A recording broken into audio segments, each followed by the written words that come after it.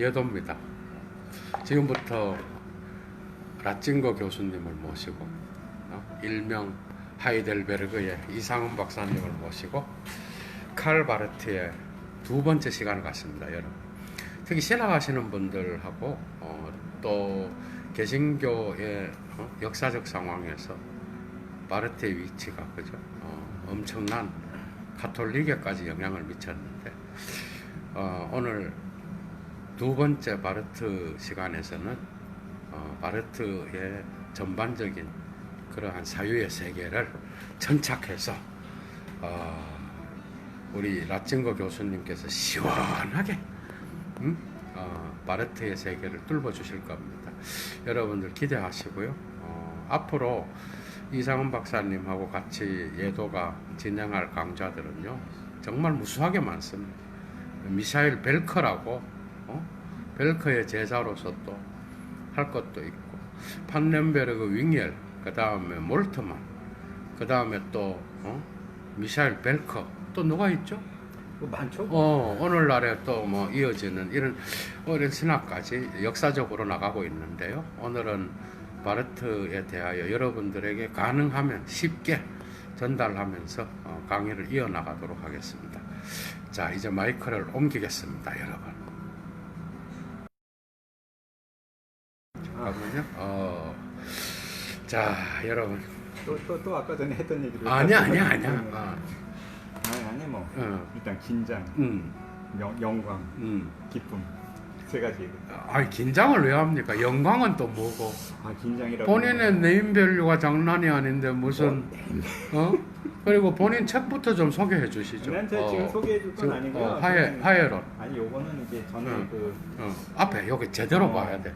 여기 이게 장로의 신학대학교 남북한 평화신학연구소 연구청소로 나왔었던 건데 이게 통일 문제 연구했던 책이죠. 요거 얄팍한 책이에요. 근데 지금 아니 제목 똑바로 보여. 화해론에 기반한 통일. 이게 왜 이거를 들고 나왔냐면 바르트를 얘기하려고 그러다 보니까 요게 이제 말하자면 결국에는 통일 얘기를 하다 보면 특히 이제 기독교계에서 통일 얘기를 하다 보면 사실 쉽지는 않습니다. 왜냐하면 통일이라고 하는 것이 테마가 잘못하면 되게 추상적 논의로 많이 빠져요. 그래서 사실 우리나라 통일부도 하는 프로젝트 중에 하나가 독일 통일 사례 연구, 이것만 가지고 계속 연구서가 나오더라고요. 그러니까 해본 적이 없으니까. 그러니까 통일이라는 게 주로 아젠다가 중심으로 얘기가 많이 돌아가는데 그러다 보니까 이제 많이 연구되는 것이 이제 독일 사례죠. 근데 제가 옛날에 박동영 교수님 뭐 그런 얘기를 하신 적이 사석에서 독일 동독이 있던 시절에 굉장히 그 신기했던 것 중에 하나가 동독 치하에 그 교회가 남아 있었다는 것이다. 저도 라이프치히에서. 근데 이제 제가 이제 그게 하나 한 4-5년 전에 3-4년 전에 그 한국 연구재단 연구 프로젝트로 하나 냈었어요. 그걸 이제 그 교회의 역할이었죠. 그래서 독일의 그 하노버의 에카데에 가가지고 인터뷰를 한번 했는데 그때 이제 담당하셨던 그 에방 박사라는 분인데 그분이 무슨 얘기를 하냐면 사실은 그분만이 아니라 이제 그 바르트의 제자들 중에 동독의 제자들이 많았어요. 그래서 이제 그 동독의 그 신학계의 가장 중요한 두 사람의 그 신학자를 그러니까 분단 이후에 통일되기 전, 그러니까 1989년, 90년 동독 신학을 대표하는 가장 중요한 신학적 지주 두 사람이 칼 바르트와 보네퍼였다 이렇게 얘기를 합니다. 네, 그래서 보네퍼와 칼 바르트 두 사람의 신학이 말하자면은 동독의 그 신학을 떠받치고 있었던 굉장히 그 중요한 지주였다는 거예요. 놀랍네요. 공산권 하에서도. 그렇죠. 예. 그래서 사실은 바르트 같은 경우에 동독 정권 하에 굉장히 그 높이 평가를 받던 사람이고 제자들 중에 동독에도 활동했던 사람들도 많고. 그러면 동독도 갔나요, 바르트가? 갔지요. 그 헝가리도 가고 동구권을 한번 이렇게 순방을 했었어요. 그런 것들이 통용됐었군요. 근데 이제 바르트 유럽에서는 그리고 이제 바르트의 전기 레벤슬라우비 있잖아요. 그 원서를 제가 하나 갖고 있는데 헌책을 구했었는데 되게 싼 값에 구했었어요. 그런데 그 책이 그 서독에 있는 그 뮌헨의 카이저에서 나왔을 거야 아마 이걸 동독에서 라이선스를 받아갖고 되게 싼 값에 인쇄를 해서 동독에 깔았던 책이에요. 그러니까 그만큼 바르트가 존경받는 동독에서. 아. 그게 뭘 의미하냐면 이게 좀 이따 얘기하겠지만 그 34년에 그 바르멘 신학선언이라는 게 있었잖아요. 그거를 기점으로 해가지고 고백교회가 나온단 말이죠. 그러니까 그럼 반인들- 출발점이 바르트예요, 아니면 보네퍼야? 사실은 바르멘이요. 어. 바르멘은 사실은 엄밀히 말해서 바르트 개인 저작은 아닌 그 작업은 아니죠. 그러니까 33년에 히틀러가 집권을 합니다. 그다음에 그 당시에 본에서 수도였죠. 그 나중에 본에서 교수직을 수행하고 있던 칼 바르트가 그때 어디에 있었죠? 본에 본에 있었다고? 본에 있었죠. 그러니까 바르트가 21년부터 25년까지 괴팅엔에서 교수를 해요. 그다음에 25년에 민스터에서 청빙을 받아가지고 5년 동안 민스터에 남다고요. 그다음에 민스터를 떠나서 갔던 곳이 본이었고 본에서 교수직을 수행하던 33년에 히틀러가 집권을 해요. 히틀러가 집권을 할 때에 34년 그 34년에 국가 그 교회가 이제 그 히틀러에 대해서 찬성을 하는 입장에 이제 그 서게 되니까 거기에 대해서 반대 입장을 취하는 사람들이 모여가지고 연합 전선을 펴서 내놓았던 게 이제 그 바르멘 신학선언이었죠. 바르멘 신학선언. 거기 누구 들어가죠? 거기 이제 말하자면은 사실은 이제 개혁교회 대표로서 이제 그 칼바르트, 그 다음에 루터파 대표, 그 다음에 이제 그 연합교회라고 하는 그렇지. 우리아테길시에라고 전에 설명했었죠. 요게 이제 그 세 팀이 모여가지고 이제 작업을 하는데 갑자기 아스무센 들어갔었던가 이름이 갑자기 좀 어쨌든 그 세 명이 들어갔지만 세 팀에서 들어갔지만 뭐 흔히들 칼바르트가 전기에서 얘기하는 것처럼 낮잠 점심 먹고 낮잠 자는 사이 혼자 다 썼다라고. 그래서 뭐 바르트가 했던 유명한 얘기 중에 이 중요한 시기에 루터교는 잠자고 있었고 개혁교회는 깨어 있었다. 뭐 얘기를 하는 것도 그런 이유 때문이었는데. 바르멘 신학선언이 34년에 이렇게 나오고 나서 이렇게 결국엔 이제 바르트는 스위스 사람이었기 때문에 이제 그 독일에서 추출되고 스위스로 돌아간단 말이죠. 그렇지. 다행스럽게 목숨을 바젤에 돌아가가지고 이제 평생을 이제 지내게 되는데 제가 아까 전에 이렇게 요거 혹시 사진에 띄겠죠? 요거 이제 뭐 저작권에 해당 안 하는 사진들입니다. 사실 제가 여기 다 가봤었는데 제가 찍은 사진들이 바이러스를 먹어서 다 날아갔어요. 어디죠? 이게 어디냐면 바젤에 있는 그 브루더 홀츠 알레라고 하는 그 지역인데 여기에 바르트가 거기에서 그 지냈던 집입니다. 집이고 이제 한 3층짜리 보통 독일에 있는 집 같이 생긴 집이고 지금 이게 국가 재산이 됐어요. 그래가지고 공익도 하나 파견이 돼 있더라고요. 그럼 그 일종의 그 바르트 연구소죠. 바르트 아르히브라고 하죠. 칼바르트 아르히브. 그게 아키브인데 국가로 넘어갔다고? 아니 국가가 관리를 해주는 거예요. 대단하다. 그리고 이제 뭐 밑에 사진은 뭐죠? 여기에 바르트가 연구했던 그 연구실이고 그 응접실이고 그 여기 책상이 하나 있는데 이 책상 위에는 그리네발트의 이 사람을 보라라는 그림이 있고 그리고 여기 그 책장을 위에 확대해 보면은 이쪽에 모차르트의 사진 그림과 그렇죠. 칼빈의 그림이 있습니다. 모차르트와 칼빈. 그래서 모차르트를 평생에 굉장히 좋아했죠. 그렇지. 모차르트가 말하자면 이제 근데 사실 영향은 깔뱅을 넘어서죠. 물론 그렇긴 한데 그게 개혁교회에 머무르는 인물은 아니었다는 거지. 그런 의미보다 아까 전에 우리가 이제 얘기하다 끊어진 부분인데요. 제가 두 가지를 이제 말씀을 드리면 지금 두서없이 가지만 조금 이따 한번 그냥 쭉 좀 정리를 해보겠습니다. 그리고 여기 요 방으로 넘어가면 쪽방이 하나 있는데 이 쪽방 안에 책이 되게 많아요. 여기 한 3-4평 정도 되는 방인데 거기 사진도 제가 있었는데 제가 바이러스 때문에 다 나갔어요. 이게 그 비서가 있었죠. 여비서 아주 유명한. 그 이름이 뭐였죠? 샬로테 폰 키르시바움이라는. 키르시바움. 근데 굉장히 중요한 비서였습니다. 올려봐. 위로 올려. 오케이. 이게 젊었을 때 칼바르트인데 그때부터 시작해서 연세가 들었을 때까지 할머니네. 동반을 해줬었고 키르시바움이 먼저 죽어요. 그리고 이제 그 키르시바움이 칼바르트의 집에 이제 그 가족 묘지에 묻어줍니다. 그러니까 되게 특별한 관계였고 그리고 그 키르시바움의 그 작업 공간이었어요. 여기가. 제가 거기 책상이 하나 있어가지고 책상에 보면 담벼락이 보이고 거기 좀 앉아갖고 몇 시간 좀 작업을 할 게 있었는데 근데 거기 이제 보면은 사방이 그 바르트가 쓰던 책이 있고 키르시바움이 쓰던 이제 그 작은 책상이 하나 있고 근데 이제 키르시바움이 거의 그 바르트의 생각을 읽어주다시피 그렇지. 그러니까 교회교의학이라는 책을 보면은 그 깨알같이 작은 글씨들이 있어요. 지금 여기 좀 보여주면서 네. 하세요. 책도 다 가져왔으면서. 그러니까 이제 그 교회교의학이 이제 교회교의학 얘기를 좀 하겠는데 이게 키르실리시아 도그마틱. 자, 요게 이제 굉장히 중요한 여기 똑바로 세워. 33년에 일단은 이제 그 나왔던 아니 요건 55년에 나중에 한번 다시 나온 책이네요. 이게 31년 이후에 여기 그 32년에 그 저기 초판 서문을 갖다 이렇게 썼습니다. 오케이. 그러니까 왜 이게 32년이 중요하냐면 바르트 사상을 갖다가 아까 전에 얘기하지만은 좀 두서없이 조금 가고 있지만 아주 정리를 하면 보통 미국에서는 신정통주의라는 단어를 쓰더라고요.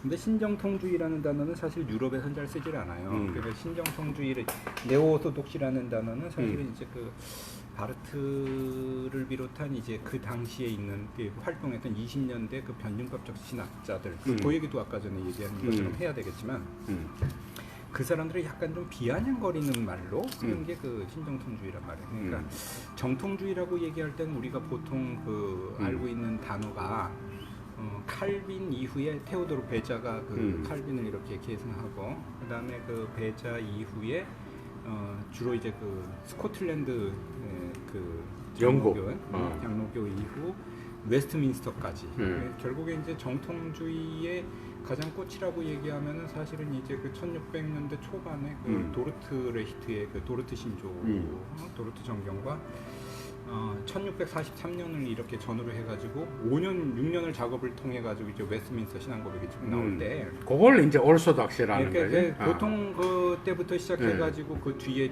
정통주의 후반까지 이제 포함하는 투라틴이라든지 막 이런 예, 그쪽을 이제 정통주의라고 얘기를 하고 사실은 그건 이제 리폼드만 정통주의가 있는 게 아니라 루터란도 정통주의를 갖다 그때 거치죠. 이른바 개신교 스콜라주의라고 하는 개신교 스콜라주의. 근데 그때 이후를 지나가지고 유럽은 이제 그 계몽주의를 지나게 되잖아요. 근데 계몽주의 이후에 상당히 그 이성화된 신학의 시기를 갖다 이제 그 보내고 그것이 이제 나중에 20세기 초반에 바르트 이후에 이분들이 다시 도입한 어떤 그 신학적인 분위기가 정통주의에서 주장한 것과 같은 굉장히 그 오소독스한 개념을 다시 설명하고 있다. 이런 의미에서 사실은 네오소독지라는 단어를 갖다 쓰는데 네오오소독스라는 단어는 사실은 미국에서 쓰는 거고 사실은 엄밀히 말해서 약간 좀 비아냥거리는. 그렇지. 그래서 정통은 아닌데 뭔가 새로운 출발을. 그래서 우리나라 보수 쪽에서는 신정통주의라는 단어를 되게 비아냥거리는 단어로 참 많이 쓰는 것 같아요. 근데 오히려 유럽에서는 그 단어를 안 써요. 그러니까 유럽이라면 독일에서. 독일에서는 독일어로 뭐라고 쓰죠? 네오오소독스요? 그 네오오소독스라는 단어를 잘 안 씁니다. 그걸 안 쓰고 유럽에서는 오히려 이제 그 칼바르트를 볼 때에 바르트의 신학에는 적어도 세 가지의 그 피리어드가 있다 이렇게 생각을 해요. 이게 첫 번째가 1914년에 1차 세계대전이 일어나고 1919년에 로마서 강의 1판이 나오는데 로마서 강의 1판 이전의 시기를 갖다가 그냥 자유주의 신학 시기라고 봅니다. 리버럴 시기고 그 다음에 1920년대의 바르트 그때를 가리켜서 이른바 변증법적 신학 시기라고 오케이. 근데 이제 변증법적 신학 시기를 대표했었던 잡지가 있어요. 이게 츠비셴덴 차이텐이라는 잡지인데 그게 이제 그 츠비셴덴 차이텐이 시대사이 또는 시간사이라고 하는 건데 그건 바르트 혼자서 끌어갔게 했던 게 아니고 그때 생각을 같이 맞춘 사람들이 이렇게 기고를 하는데 거기에 해당했던 사람들이 이제 마르틴 불트만, 고가르텐 뭐 이런 어떤 그 시대를 대표했던 인물들이 같이 기고를 하면서 끌어나가죠. 근데 이 문제는 여기서 이제 보통 디알렉티시 테올로기라고 그럴 때 이 변증법이라는 단어를 얘기할 때에 그게 뭔 뜻이냐? 그러니까 그게 이제 해겔의 변증법하고는 다르다라는 거에 대해서 분명하게 좀 가야 되는데 그거 잠깐 설명해 주시죠. 간단히 말해서 그 바르트가 사실은 로마서 강의 1판을 쓰고 그때 상당히 그 많은 영향을 받고 2판은 22년에 출판이 되잖아요. 근데 그때 사실은 이제 그 이 판을 쓰기 전에는 불마르트 부자, 음. 그러니까 아들 불마르트를 그렇지. 만나면서 아, 굉장히 오케이. 커다란 그 아. 영향을 받게 되고, 네. 근데 사실은 이때 바르트가 얘기했었던 굉장히 그 중요한 그 태제가 하나님은 하늘에 인간은 땅에 있다라는 것이었잖아요. 그러니까 이게 하나님은 하늘에 인간은 땅에 있다라고 얘기하면서 그 안에 있는 무한한 격차, 무한한 차이를 얘기하게 되는데 그 무한한 차이라는 개념 자체를 인사이트로 갖고 온 건 사실은 키에르케고르를 그렇지. 키에르케고르.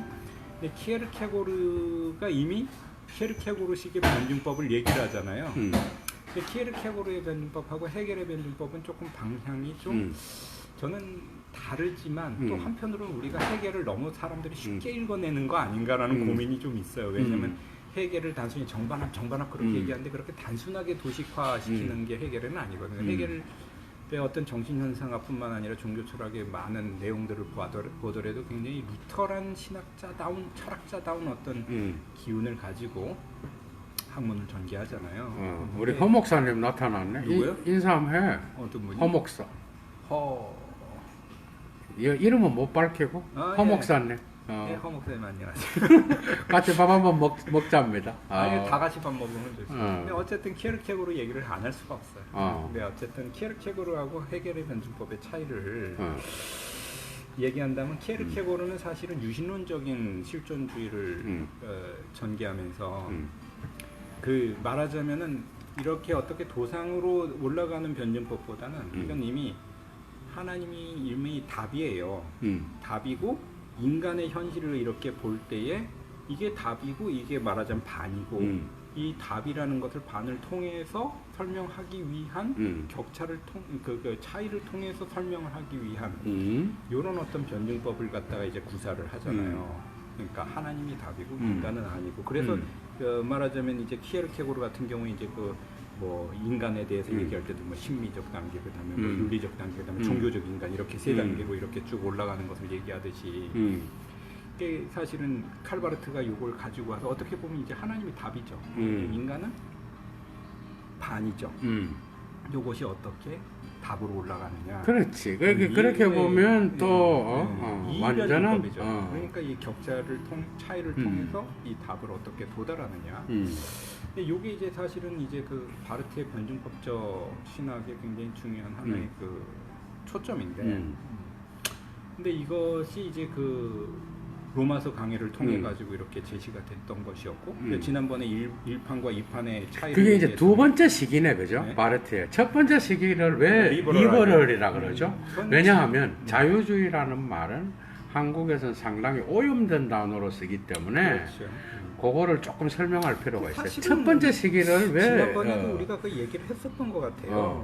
그러니까 사실은 짧게. 첫 번째, 네, 그러니까 일단은 이분이 그 학문을 시작할 때에 아버지는 슐라터 밑으로 가라고 그랬는데 헤르만 밑으로 가버리잖아요. 마부르게. 근데 마부르게 헤르만 교수가 리츠의 제자예요.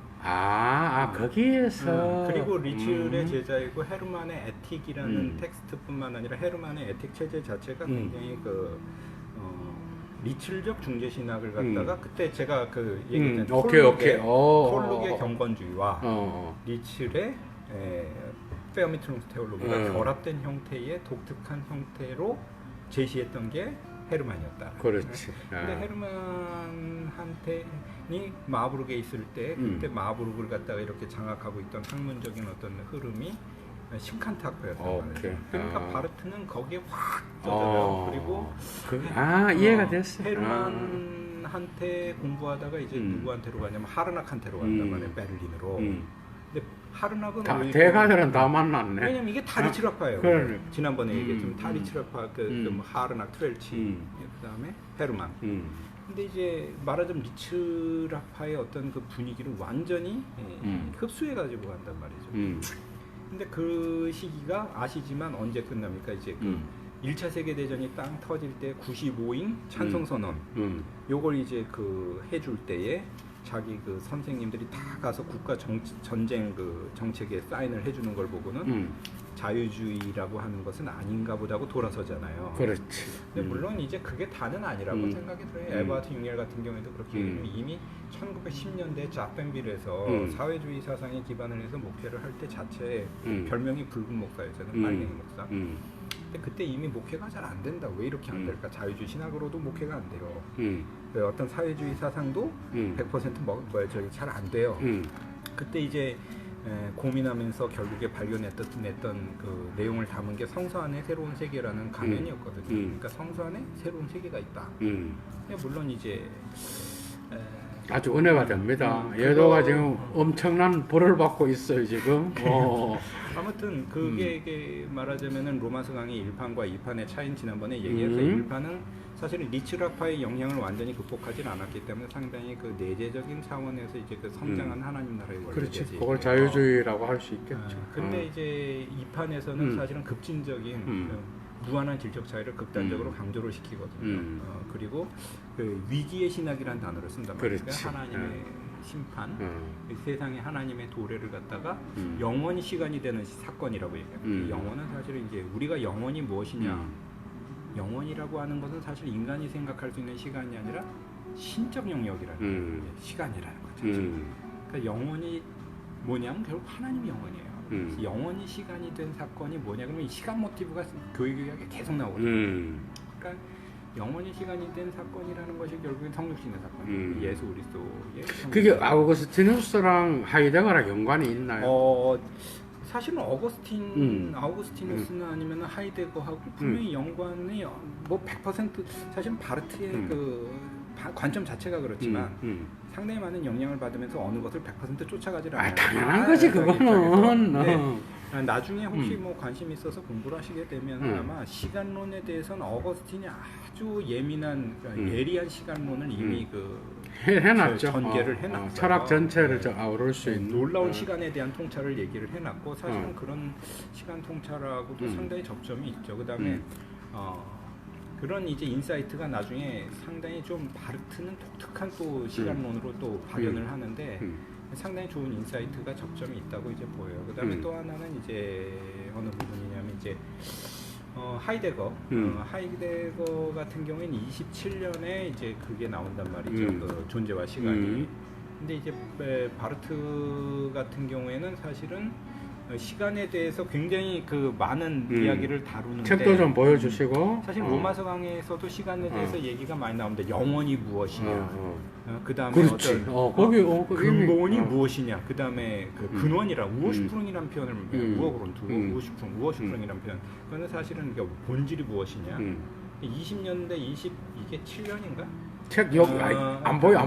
얼굴하고 같이 보여. 1926년에 칼바르트의 지금 독일어로 아우페어슈테웅데어 토텐이라는 죽은 자의 부활이라는 강연집이 있습니다. 이렇게 생겼는데요. 글자 활자체가 기본적으로 고린도 후서의 강의인데 여기에서 종말이란 무엇인가, 시간이란 무엇인가, 뭐 이런 거에 대해서 상당히 많은 개념을 다루고 있어요.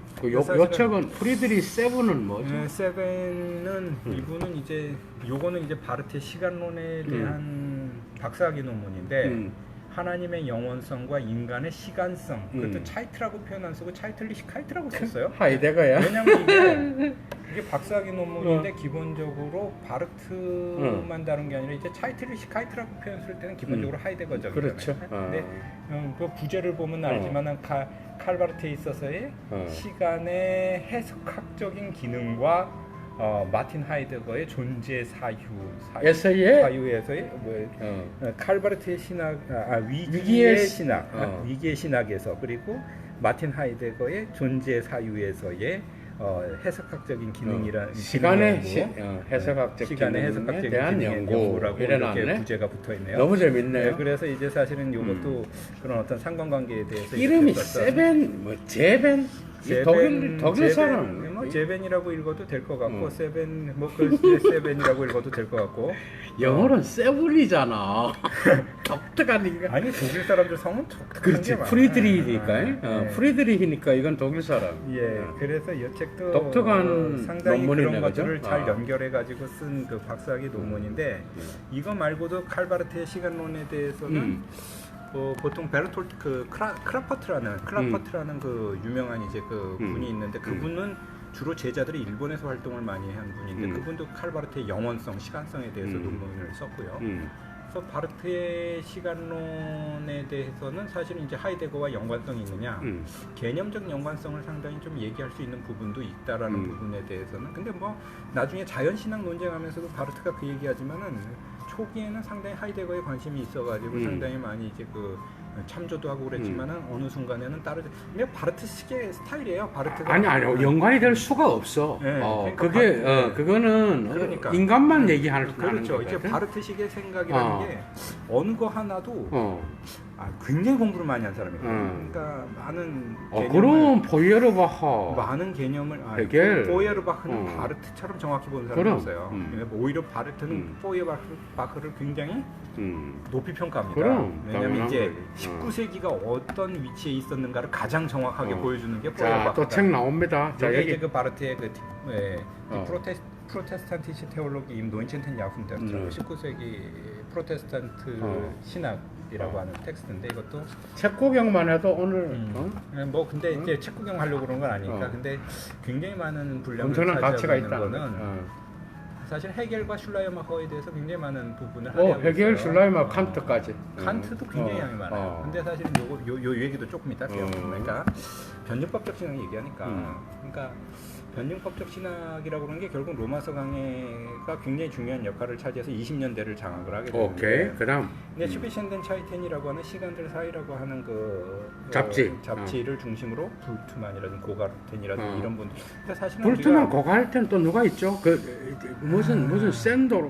뭔 트루나이젠? 그렇지. 트루나이젠이 있었고. 사실은 이제 제가 이제 그 고민이 있는데 트루나이젠뿐만 아니라 뭐 사실 브루너도 그렇고. 그렇지. 에밀 브루너. 사실 이분들이 어떤 그 제시하는 그 학문적인 그 특징들 이런 것들이 이제 20년대를 장악을 하면서 상당히 그 작용화됐던 신학을 상당히 좀 중도에다 놓게 돼요. 그런데 바르트 같은 경우에는 이제 20년대를 지나고 나서 20년대에 상당히 많은 작업을 하는데 그 작업 중에 하나가 요거예요.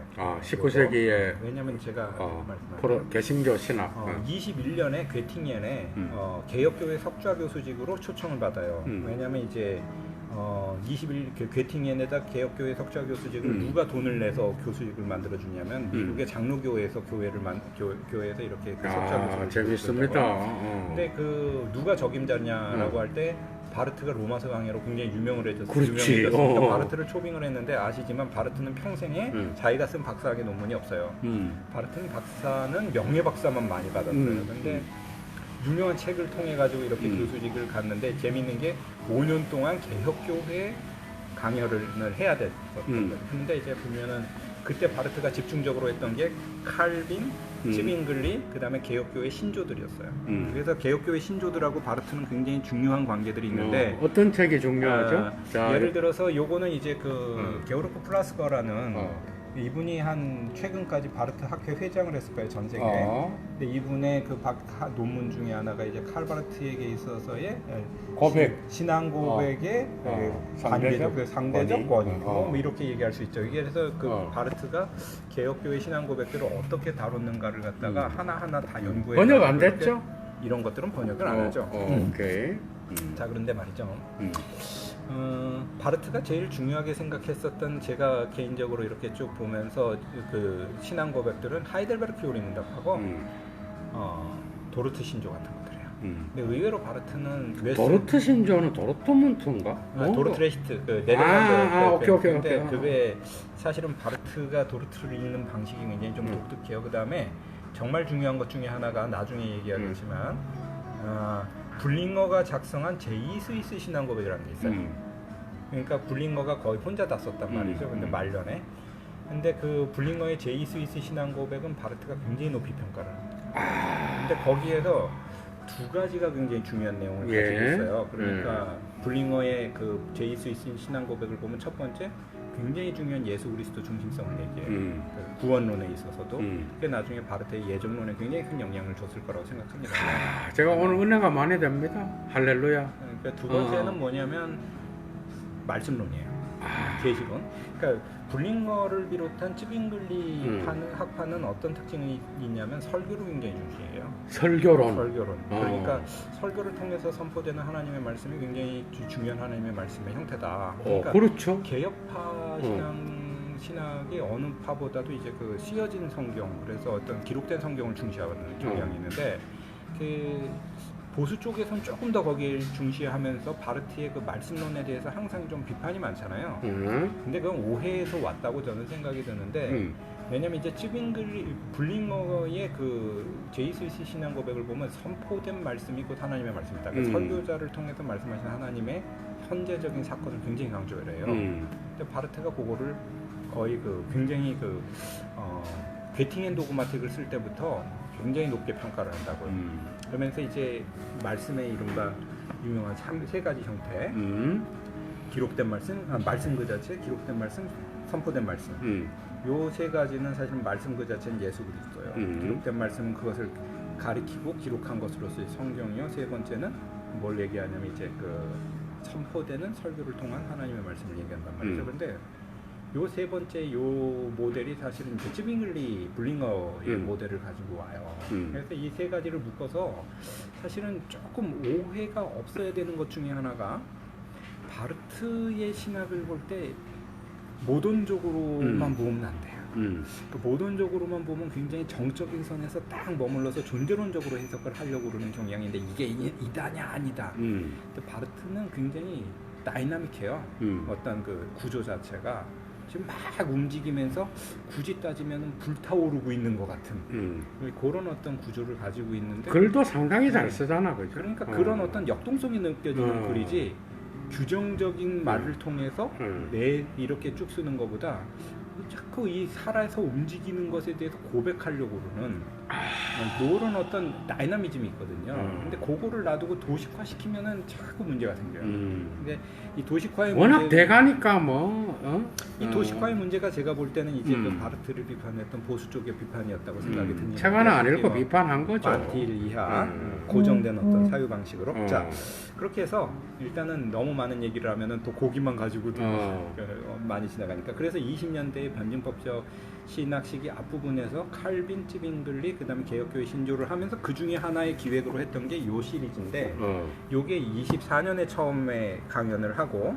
그다음에 27년에 민스터 가서 한 번 더 보강을 해서 하고 요건 나중에 보은에서 30년대 초반에 세 번째 강연을 했을 때 그때 원고들을 만들어 갖고 이건 상당히 두꺼워진 원고로 나온 거예요. 그래서 요거의 원래 그 괴팅엔 시절에 처음 했었던 강의 내용은 슐라이어마커에서 리출까지였어요. 원래는. 그러니까 그 자기 앞 단계의 그 전체 흐름들을 어떻게 볼 거냐. 그건 나중에 거기에 이제 말하자면 헤겔과 칸트가 붙고 그 뒤에는 루소라든지 계몽주의 초기까지 붙여가지고 상당히 넓은 스펙트럼으로 연구를 하고 이 내용을 제시를 했었던 것이죠. 이건 번역이 됐죠? 안 됐어요. 이것도? 안 됐어요. 앞으로도 모르겠어요. 안 됐어요. 일단 여기에서 다루고 있는 많은 학자들은 우리나라에서 생소한 학자들이에요. 그리고 이제 민스터 시대에 가가지고는 그 강연들을 이렇게 다시 만드는 건 아니고 확대를 하는데 거의 바르트에게 있어서 굉장히 씻을 수 없는 중요한 이제 그 영향을 끼쳤던 건 결국 괴팅엔 시대라고 봐요. 그 개혁교회 신조뿐만 개혁교회의 정신들을 충분히 공부하면서 바르트가 무슨 얘기를 했냐면 내가 나름대로 많은 진리를 발견했다고 생각했는데 내 선생들 그러니까 쯔빙글리, 칼빈 엄청난 유산을 이미 갖고 있었다는 걸 나는 발견했다라는 얘기를 하고 하이델베르크 요리문덕도 마찬가지죠. 그러다가 이제 민스터 시대로 이제 넘어가가지고는 그 괴팅엔 시대의 최초의 교의학을 작업을 해요. 그러니까 괴팅엔 교의학. 그게 30년대인가요? 아니요, 20년대 초반이죠. 그것도 20년대. 그래서 그 괴팅엔 도그마틱이라고 보통 얘기를 많이 하는데 그게 바르트의 공식적으로 나온 첫 번째 교의학이에요. 근데 제목은 칼빈의 기독교 강령하고 같은 제목을 갖다 이렇게 붙여가지고 쭉 이제 작성을 하는데 그게 바르트에 이게 있어서 그 중요한 이제 그 사상적인 특징들이 이렇게 쭉 드러나는 것으로 나오고 이제 윈스터에 가서 1927년에 크리스틀리시의 도그마틱 멘트보프라고 하는 계획 중에 있는 교의학이라는 책을 쓰는데 7권만 쓰고 바르트가 포기를 해버려요. 포기를 하면서 무슨 얘기를 했냐면 나중에 스스로 뭐라고 그러냐면 사산했다라는 표현. 죽은 아이를 낳았다. 내가 하다 말았다. 뭐가 차이가 날까라고 할 때에 나중에 이 얘기를 이제 보게 되겠지만은 20년대를 지나고 28년, 29년 요때쯤 바르트가 무슨 선포를 하냐 하면 철학하고는 더 이상 공통 작업을 안 하겠다라는 선포를 해요. 그러니까 그 이전까지만 하더라도 바르트는 굉장히 철학과의 어떤 그 공통 작업을 많이 하겠다라고 생각을 하는 부분이 있었던 것 같은데 20년대 후반에 작업을 하면서 신학은 신학의 길을 가야 된다라는 것을 갖다 이제 조금 더 부각을 시키고 31년에 바르트가 굉장히 중요한 강의를 하게 되는데 그게 뭐냐면 안셀름의 지성을 추구하는 신앙이라는 텍스트가 있습니다. 피데스 파렌스 인텔렉툼이라고 그러는 이 텍스트를 강의를 하면서 바르트가 이전과 앞으로는 다르다라는 걸 분명하게 그래서 에바드 융엘 같은 사람이 바르트의 사상에 있어서 특히 교회교의학을 작업하는 데 있어서 가장 중요한 텍스트가 뭐냐라고 할 때 이 31년에 안셀름 강의 이것이 굉장히 중요한 역할을 한다라고 그래요. 안셀름이 도대체 뭐라고 얘기를 했기 때문에 그러냐 쉽게 얘기해서 신앙은 피데스거든요. 신앙이 베이스가 되고 신앙이 베이스가 된 가운데에서 그 다음에 이제 말하자면 이제 그 신앙을 지성을 추구하는 신앙을 전개할 수 있다는 거예요. 사실은 이제 말하자면은 이게 바르트에게 있어서 굉장히 중요한 특징일 뿐만 아니라 그 이후에 바르트를 따랐던 많은 학자들, 뭐 판넨베르크가 됐든 판넨베르크가 바르트한테 바젤에 가서 수업을 듣잖아요. 그다음에 이제 뭐 에바 징유엘이 됐든 아니면 이제 몰트만이 됐든 심지어 이제 그 나중에 이제 미국에 가면 예일 학파를 가로지르는 예일 학파의 뭐 한스 프라이라든지 아니면 뭐 조지 린백이라든지 이분들 뭐 아니면 이제 로널드 시먼 같은 이제 그 학자들까지 포함해서 다 기본적으로 갖고 있었던 것이 이제 요즘에 뭐 해석학하면서 뭐 토대주의니 반토대주의니 뭐 이런 얘기 쭉 할 때 굳이 따지면 뭐 포스트 토대 뭐 파운데이셔널리즘이나 뭐 이런 식의 표현을 갖다 쓴다라고 하면 그런 어떤 원형이 여기에서 이제 형성이 됐다고 볼 수 있는 거죠. 그러니까 신앙을 가지고 이제 지성적 작업을 추구할 수 있는 신앙의 기반을 31년에 찾고 그 다음에 한 게 뭐냐면 요 작업을 시작하는 거죠. 이제 교회 교의학. 그래서 3시기를 가리켜서 뭐라고 그러니까 이게 그 안셀름 이후에 교회 교의학 시기. 그렇지. 요거를 가리키는 단어는 유럽에선 보통 바르트를 가리킬 때 이 단어를 씁니다. 하나님의 말씀의 신학이라고 해요. 아니면 말씀의 신학이라고 그러고. 테올로기 데스 보르테스 고테스라고 아니면은 테올로기 데스 보르테스 고테스 그러니까 그게 다 좀 하나님의 말씀의 신학. 그러니까 바르트의 신학이라고 하면 말씀의 신학이라고 그러지 신장통주의 이런 단어 안 써요. 근데 말씀의 신학이라고 얘기할 때는 보통 이제 교회교의학의 시기를 얘기하거든요. 그러니까 이제 교회교의학을 딱 쓸 때 기본적으로 1-1권을 이렇게 쭉 읽다 보면 여기 좀 보여줘봐. 27년에 27년에 그 아까 썼던 그 여기 이제 뭐 서문 있고 그다음에 여기 뭐야 그 뭡니까 목차가 있고 이렇게 돼 있지만은 요 얘기 조금 이따 하고 27년에 교회 그 그리스도교 교의학하고 교회 교의학의 차이가 있죠. 일단은 몇 가지 중요한 차이는 피데스 파렌스 인텔렉툼이라는 아까 전에 그것도 그렇지만 이제 가장 중요한 크리스틀리시하다는 표현보다는 키리실리시하다는 표현이 결국에는 바르트에게 있어서 굉장히 중요한 표현이다. 이유가 정말 재미있는 표현이다. 일단은 크리스틀리시라고 하는 표현 자체가 종교로서의 기독교 그런 어떤 아니 오히려 키르실리히가 그런 냄새를 더 풍기는데 그게 제가 질문을 하는 거라고. 크리스틀리시라는 표현 자체가 어떻게 보면 이제 종교로서의 기독교, 그다음에 유럽에 왔었던 크리스티안툼이라고 하는 것을 기반으로 두고 그런 어떤 그 지평 하에서 작업이 됐다라는 것 자체, 기반 자체가 일단 다르다라는 거에 대해서 문화적 냄새가 난다는 거. 그러니까 사실은 그런 부분이 배경 자체가 교회화 된다라는 거에 대해서 분명하게 이렇게 그 선을 긋고 가죠. 그래서 처음 단어부터 키르시의 테올로기 비센샤프트. 교회 교의학에서. 근데 여기서 교회 의미를 다시 잡았었어요. 건물은 그렇죠. 아니라고 봐. 그지? 어렵죠. 왜냐하면 제가 그 얘기를 갖다가 지금 교회 교의학이니까. 교회는 일단 공동체예요. 부르심 받은 공동체고 이상하게 일본 같은 경우에 그 부분이 더 강하게 나타나 있어요. 그러니까 제가 나중에 제가 왜 이 책을 아까 전에 들고 와가지고 그 얘기를 했냐면 요좀 다시 좀 보여줘봐. 자기 책을. 이 책. 화해론에 기반한 통일. 요거 이제 바르트 뭐 어쩌고 그런 얘기도 많지만 뒤에 부분. 요게 중간에 에버하트 융엘의 그 도식 있어요. 에버하트 융엘이 바르트 슈투디엔이라는 바르트 연구소가 있는데 거기에서 바르트에 대해서 TLA에다가 이제 기고했던 글들을 그대로 옮겨 적으면서 이런 도식을 넣고 있는데 융엘은 다음과 같이 도식화한 바 있다. 이게 화해론의 도식이거든요. 이 화해론의 도식에 보면은 화해론이 굉장히 두껍죠. 2000페이지가 넘어요.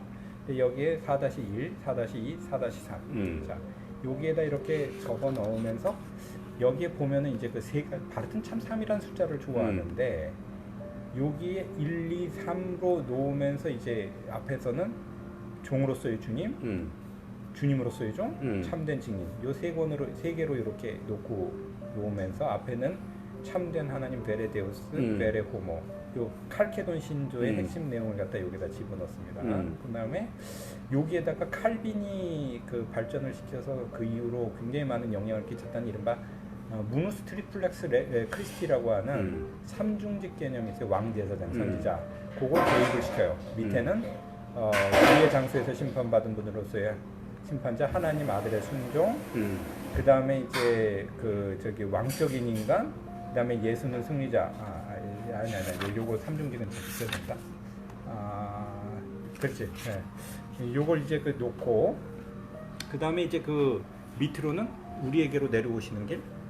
하나님으로 올라가는 귀향, 그 다음에 이제 그 생명의 두 상태의 통일, 그 다음에 넘어가서 여기 각각에다가 인간의 죄에 대해서 설명을 하면서 교만, 태만, 기만. 요건 일본 사람들이 번역한 것 같아요. 이게 원래 말은 호프무트, 트레크 하이트, 그 다음에 루이게라는 바르트의 죄론의 세 가지 특징인데 이게 죄론이 여기에 나오는데 여기에만 나오는 게 아니고 사실은 그 교회 교의학 3-3의 50항에 보면은 무라 없음 니스티게라는 표현을 쓰면서 악마론이 나와요.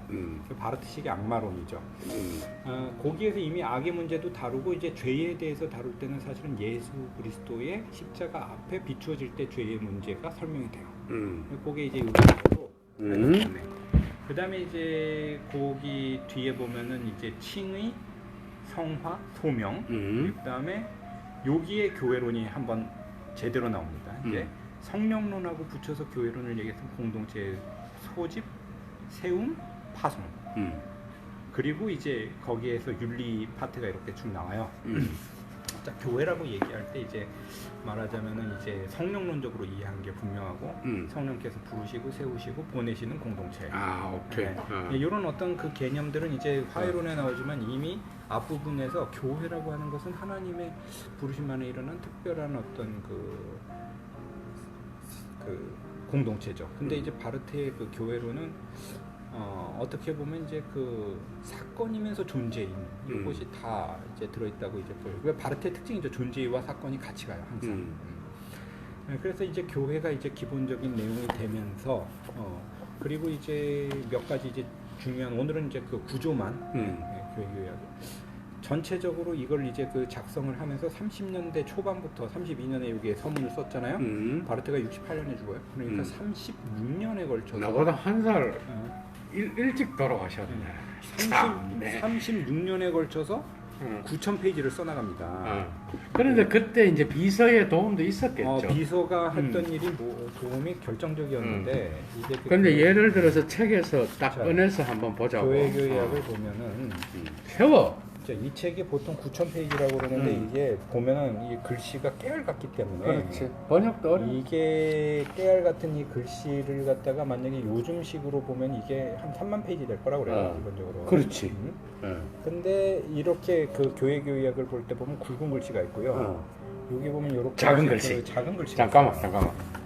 여기 보세요. 여기 큰 글씨가 있고 밑에 작은 글씨가 있죠. 이렇게 요즘 요 얘기하는 거야. 이게 큰 글씨고 이게 작은 글씨들인데 이게 기본적으로 바르트의 그 핵심적인 내용이에요. 아, 큰 글씨가. 아. 그리고 이제 이 작은 글씨들은 그거에 대한 각주 내진 보충 설명 같은 거예요. 그러니까 예를 들어 도그마틱 알스 글라우벤스 악트, 그러니까 신앙의 행위로서의 도그마틱이다. 이렇게 이제 하면 도그마틱 이스트 아인슈틱 맨슐리처 켄트니스 아르파이트 뭐 이렇게 해서 쭉 쓴단 말이에요. 이렇게. 그럼 이게 사실은 바르트의 말인데 이게 요것도 재밌어요. 나중에 바르트가 글 쓰는 거 보면 굉장히 파토스가 넘쳐요. 그러니까 저도 알아요.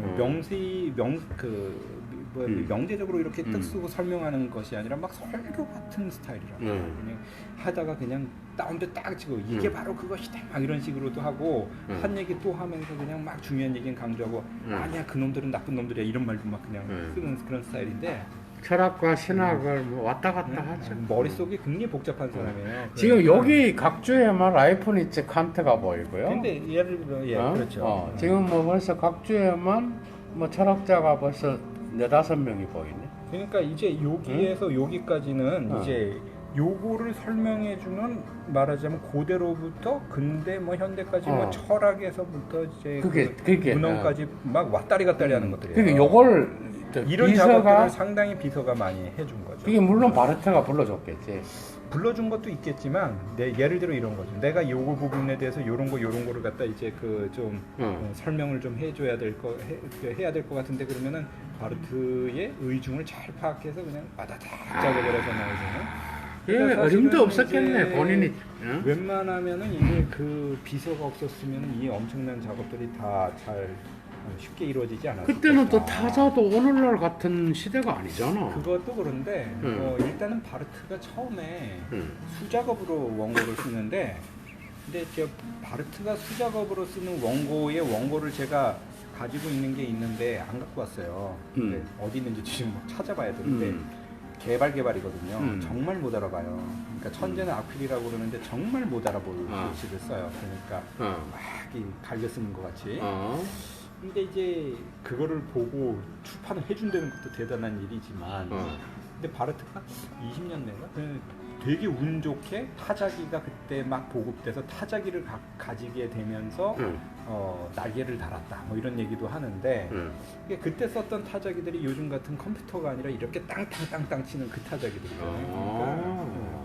그러니까 이런 타자기들을 타자기를 이제 그 키르시바움이 가지고 도움을 많이 주죠. 실제로 키르시바움이 죽고 나서 작업도 상당히 이제 안 되는 그런 이제 단계로 들어갔다고 합니다. 자, 구성을 좀 볼게요.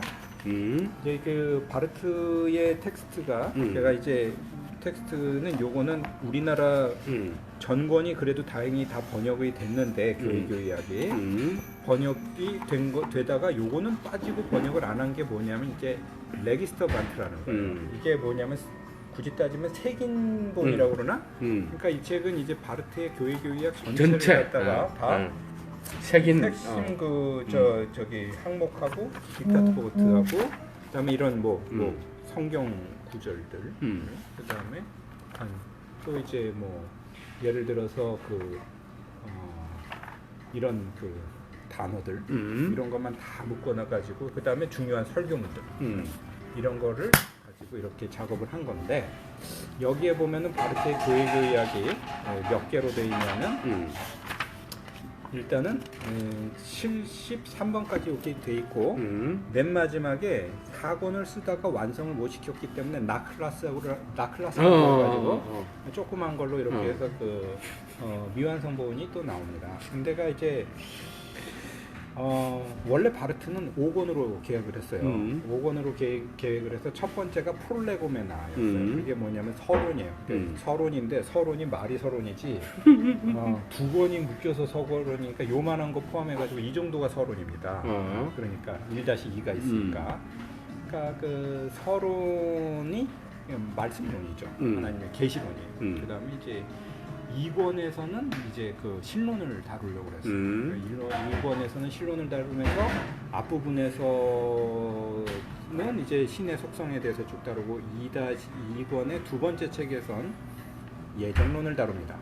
아주 많이 음. 지금 뭐 바르트의 예정론에 대해서 뭐 이렇다 저렇다 비판하는 사람들도 있지만 사실은 그렇게 비판하기 어렵습니다. 그다음에 3권은 창조론이에요. 창조론은 4권으로 썼는데 이런 거 4권이라는 거잖아 지금. 예. 창조론은 4권으로 썼는데 4권은 화해론이라는 제목으로 써요. 페어드레스라를. 4권의 구조를 아까 전에 제가 이렇게 보여드린 거기에 있는 거고요. 그러면 원래 5권은 종말론을 쓰려고 그랬어요. 근데 바르트가 5권을 쓰기 전에 아무래도 노쇠해서 이제 살 날이 얼마 안 남은 것 같아가지고 4권을 쓸 때에 서문 중에 하나 이런 말이 나옵니다. 사람들이 찾아가서 바르트한테 물었대요. 아무리 봐도 건강 상태를 보니까 얼마 안 남으신 것 같은데 5권은 언제 쓰실 거냐고. 생각해보면은 4권의 양도 그렇게 많은데 5권을 갖다 종말론을 쓴다고 그러면은 그 양이 예를 들어 한 2,000페이지 된다 그러면 바르트가 한 20년을 더 살아야 되잖아요. 근데 바르트가 거기에 대해서 무슨 얘기를 하냐면 지금까지 써놓은 책에 웬만하면 다 들어있다. 지금까지 써놓은 책에서 못 읽어내면 나보고 어떡하란 말이냐. 5권은 안 써도 된다. 이런 식의 어떤 얘기를 해서 4권으로 충분한 책을 썼다고 합니다. 자, 그러면 이 4권의 그 책이라고 그러지만은 1권이 2권으로, 2권이 2권으로, 그 다음에 3권이 4권으로, 그 다음에 4권이 이제 그 화해론 크게 봐서는 1, 2, 3이고, 그 다음에 나클라스가 하나 남았다고 그랬어요. 근데 이 4권을 갖다가 엮어내는 핵심 단어가 무엇이냐? 그러면 핵심 단어의 그 구조를 갖다 사실은 제가 도식을 해가지고 좀 보여드리려고 그랬는데 그 도식을 내가 나중에 찾으면 한번 좀 올려드릴게요. 다음 시간에. 핵심 단어는 일단은 몇 가지로 요약할 수 있지만 일단 계시예요. 계시. 하나님이 말씀하신다. 이게 가장 중요한 데우스 딕시트라는 데우스 딕시트라는 거기에 삼위일체론을 집어넣습니다. 데우스 딕시트. 그 다음에 아주 중요한 하나의 단어는 분트라는 단어예요. 계약. 계약. 바르트의 신학은 사실은 계약의 1권부터 사실은 마지막 권까지 핵심 단어라고 얘기할 수 있어요. 계약. 분트라는 단어인데 근데 그 계약이 뭐냐라고 얘기할 때 사실은 이것도 조금 긴 설명이 필요할 수 있지만 개혁 정통주에는 언약이라는 단어가 있습니다. 커버넌트라는 단어. 특히 웨스트민스터 신앙고백이 굉장히 중요한 단어죠. 근데 바르트는 그 교회교의학을 전개할 때 개혁 정통주의 신학자 중에 유독 그 요한 코케이우스의 사상에서 상당히 많은 참조를 해요. 코케이우스의 어떤 언약 개념, 그거를 나름대로 응용하는데 그렇다고 코케이우스를 다 쫓아가지도 않아요. 코케이우스를 나름대로 또 비판하면서 설명을 하는데, 자, 하나님은 인간과 계약을 맺으시는 하나님이다. 네, 쉽게 얘기해서. 이게 굉장히 개혁하죠. 뭐가 좀 안 돌아갑니까? 아니요. 자, 핵심 여기까지만 얘기하고 오늘은 끝내도 될 것 같아요. 근데 이제 계약은 하나님이 인간에게 맺으신 계약은 너희는 나의 백성이 되고 나는 너희의 하나님이 되리라. 그 계약이거든요. 근데 그 계약을 인간은 지키지를 못해요. 깨죠. 그런데 그 계약을 누가 성취하냐 하면 예수께서 성취하는 거야. 십자가를 통해서. 십자가와 부활. 요것이 그래서 바르트 신학의 핵심 키워드로 야, 그럼 그 언약도 아니 계속. 그래서 요 그 바르트에게 있어서 굉장히 중요한 단어가 결국에는 에어필룸 데스 분데스라는 계약의 성취로서의 하나님의 너무 멋집니다. 오늘 뭐 십자가와 부활이라고 하는 것이 결국 키워드가 되고 그러면 악이란 게 무엇이냐라고 하는 것이 창조론에 그렇게 들어가요. 그러니까 1권에서 하나님은 말씀하신다. 계약을 그 다음에 이제 1-1권에서는 이제 그 교의학이란 무엇이냐, 그리고 신학이란 무엇이냐. 맨 앞에 신학이라고 하는 것, 교의학이 어떻게 가능하냐. 신학은 굉장히 특수한 학문인 거죠. 왜냐하면 대상이 특수해서 인간에게 말을 할 수 있도록 허여하시는 것이 신학이다. 그러니까 물리학이나 생물학이나 다른 것들은 인간이 주체가 돼가지고 학문적인 대상을 다루는데 신학은 거꾸로 대상이 인간에게 허락을 해주기 때문에 인간이 사실은 하나님에 대해서 고백하는 신학입니다. 따지면 여긴 이제 22년 아라우 강연이란 강연이 있어요. 그러니까 이제 불트만하고 바르트의 차이를 얘기할 때 많이 나오는 얘기인데. 그건 다음에. 그러니까 그래서 이제 그러다 보니까는 이제 사실 그것도 중요하죠. 그러니까 그 신학이라는 것은 그렇다. 그 다음에 하나님이 말씀하신다 계시의 신학. 그 다음에 1-2에 성육신론이 이제 쭉 나오면서 말씀이 사건이 된 사건. 잠깐만요. 지금 전화 안 받아도 되지. 동생일 것 같아가지고 뉴욕에서. 그래서 말씀이 육신이 된 사건. 그래서 성탄절의 기적을 얘기하고 그 다음에 이제 결국에는 이제 하나님이 계약의 성취로서의 예수 그리스도를 이제 좀 얘기하는 3권 나오기 전에 1-2에 성육신의 기적의 얘기가 나와요. 그 다음에 이제 2-1에서는 하나님을 가리켜서 뭐라고 얘기하냐면 이제 자유하시면서 사랑하시는 존재로서의 하나님 얘기를 하는. 그 다음에 2-2에서는 그 성취가 결국에 이제 예정, 선택론이라는 표현을 갖다 쓰는데 이 선택론에 대해서 이제 좀 그것도 이제 테마들이 너무 자세할 수 있으니까 다음에 이제 빼고 그다음에 3권의 창조론에 대해서 창조론의 제목을 바트가 그래서 그렇게 붙입니다.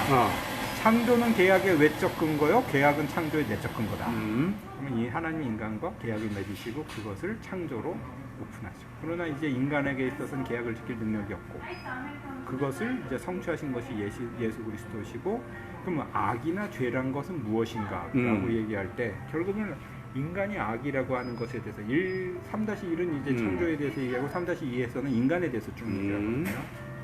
3-3에서는 결국에 이제 악의 문제를 다루면서 결국에는 악이 무엇이냐, 그 특성은 속이는 데 있죠.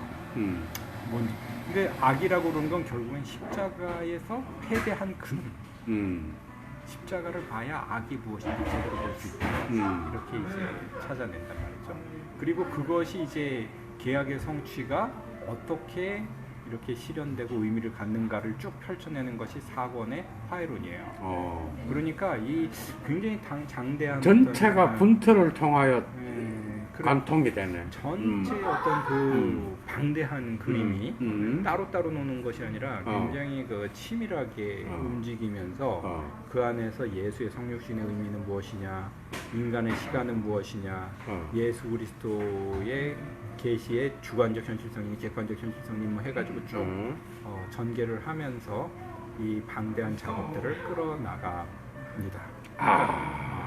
그러니까 이런 어떤 핵심적인 어떤 사유 구조를 또 이거 사실은 바르트를 얘기할 때 중요한 단어 하나만 얘기하고 맞추면 바르트를 읽어나갈 때 정말 중요한 게 사유 구조를 쫓아나간다고 하지만 바르트를 엑기스처럼 딱 뭐랄까 프레임을 엮어가지고 이게 바르트다라고 해갖고 그림을 끌어내갖고 딱 그렇게 도식화시키는 게 좋은 방식은 아니에요. 바르트는 바르트하고 같이 읽어나가면서 같이 고민하고 같이 생각하고 같이 좀 느끼고 같이 분노하고 같이 기뻐하고 이렇게 만져 나갈 때에 그 어떤 대화를 같이 해나가면서 고민을 나눌 수 있는 그리고 고백을 같이 할 수 있는 그런 그림들이 형성이 되는 거예요. 성성식으로 읽는 것이 굉장히 중요한 방식이라고 생각을 했어요. 아주 중요한 말씀이고, 전체적으로 볼 때 바르트는 이 정도로 일단은 큰 그림을 이제 보고 디테일한 부분은 상당히 좀 다룰 것들이 또 많기 때문에 일단은 이 정도로 일단은 예, 오늘 뭐 전반적으로 아주 알차게 됐고요. 다음번에는 바르트랑 좀 더 얘기하다가 불트만을 해주실라나? 수도 있고 뭐 그때는 그때 고민을 좀 해보고 오케이. 그 뒤로 가지를 칠 수도 있고 거기로 가지를 칠 수도 있고 너무 좋은 시간이었습니다. 여러분 너무 유익했죠. 예도 TV 예도 페북에서 신학교생들 목사님들하고 엄청 많은 사람이 들어왔어요. 들어가 댓글도 남기고 가고 했는데 너무 감사합니다. 우리 예도TV에 인사 한번 하시고 인사. 네, 고생하셨습니다. 네.